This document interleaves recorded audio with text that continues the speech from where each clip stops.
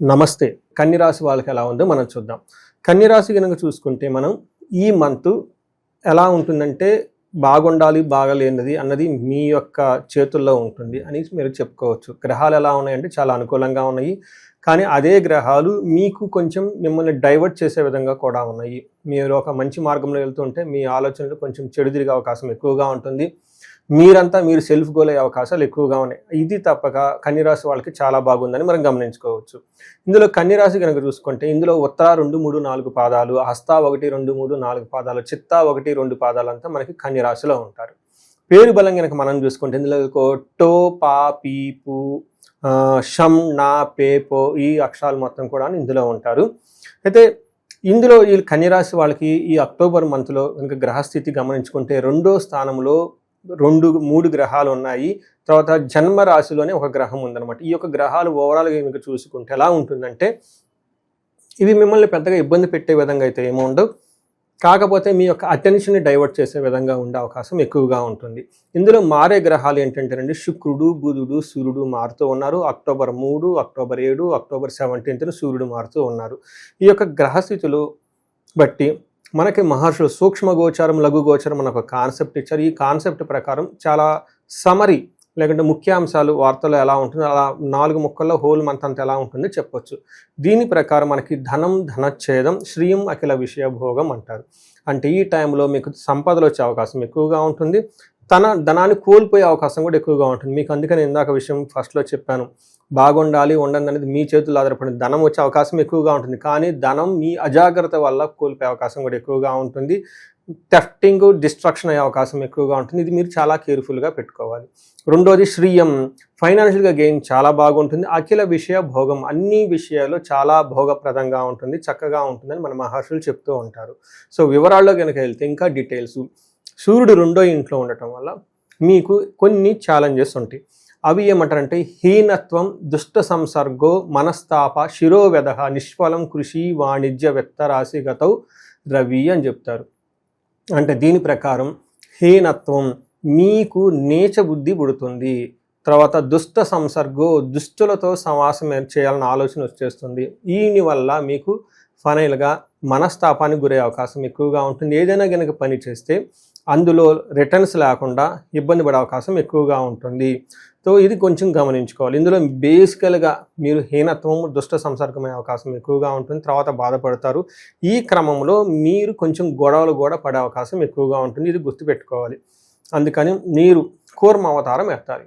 దశావతారంలో తాబేలు ఏదన్నా బయట నుంచి ఎక్స్టర్నల్గా ఫోర్స్ వచ్చినప్పుడు లోనకు ముడుచుకొని ఉంటుంది అనమాట. కూర్మ అవతారం యొక్క విశిష్టత అలానే ఉంటుంది. అందుకని ఈ టైంలో అది గమనించుకొని ఎక్కడైనా బయట డిస్టర్బెన్స్ ఉంటే మీ యొక్క ఏమంటారు ఇంద్రియాలను కానివ్వండి, మీ యొక్క యాంబిషన్స్ కానివ్వండి, మీ యొక్క కోరికల్ని కొంచెం ఇంటర్నల్గా పెట్టుకుంటే చాలా బాగుంటుంది.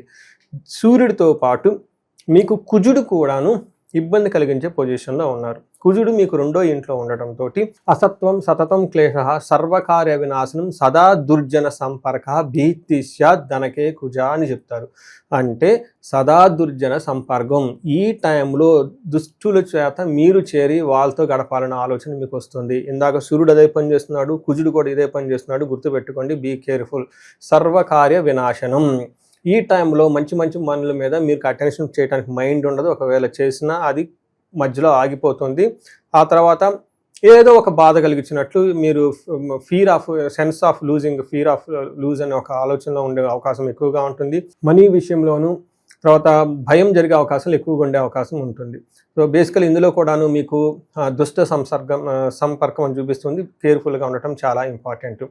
అయితే శుక్రుడు 1st హౌస్లో ఉండటంతో ఇది కొన్ని విషయాల్లో మంచిగా ఉంటుంది. కొన్ని విషయాల్లో మీకు అగైన్ డైవర్ట్ చేసే అవకాశం ఎక్కువగా ఉంటుంది.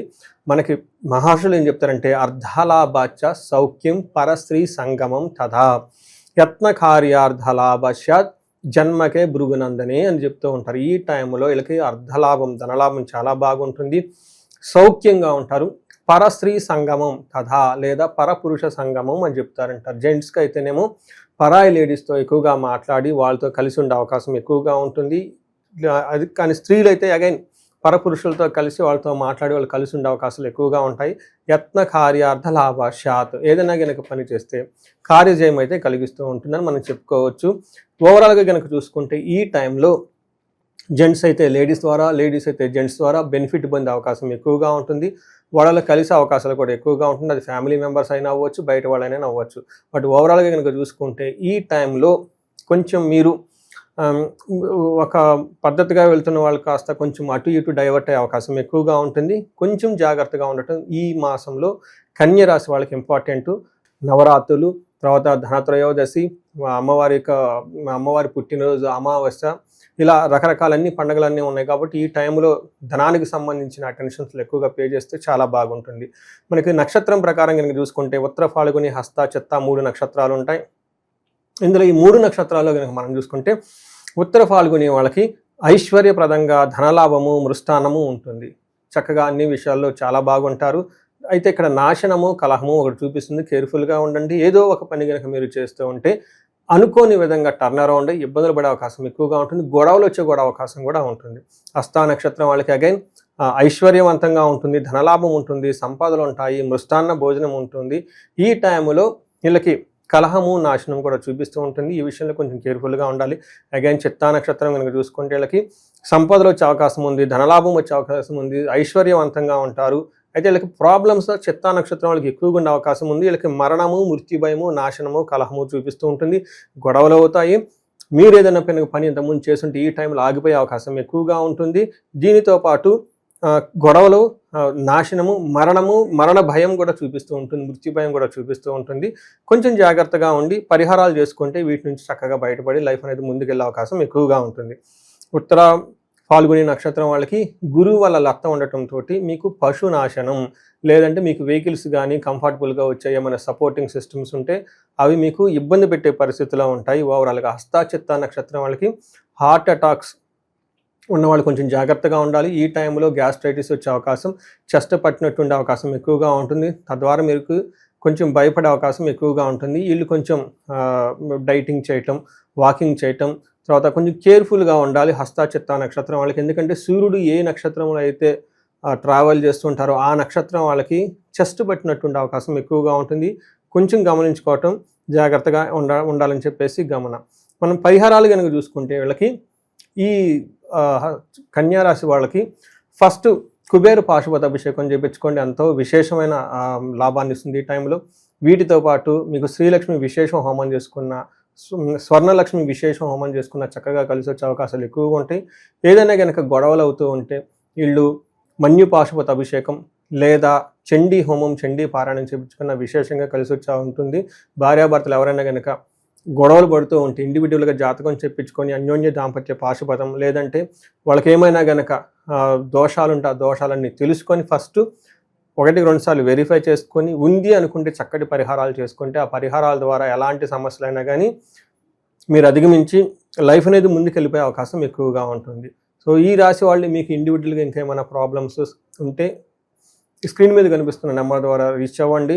చక్కగా హ్యాపీగా ఉండాలని చెప్పేసి నేను కోరుకుంటున్నాను. నమస్తే.